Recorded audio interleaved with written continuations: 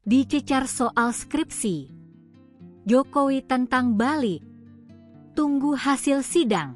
Presiden ke-7 RI, Joko Widodo, menanggapi pihak yang mempertanyakan soal skripsinya pasca Bareskrim Polri menyatakan bahwa ijazah Jokowi asli. Jokowi menegaskan bahwa skripsinya saat kuliah di Universitas Gadjah Mada, UGM, Yogyakarta ada di Perpustakaan Fakultas Kehutanan. Nanti kalau merembet kemana-mana ya enggak akan selesai-selesai.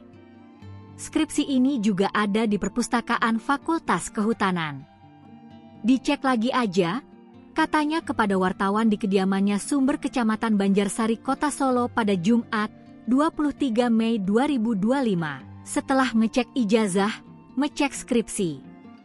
Nanti ngecek KTP, ngecek KK, ngecek SIM.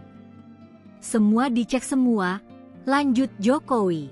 Sementara itu terkait ada pihak yang meragukan pengujian ijazah yang dilakukan Bareskrim, Jokowi meminta supaya menunggu hasil persidangan. Berpendapat itu juga boleh-boleh saja, mengkritik juga boleh-boleh saja.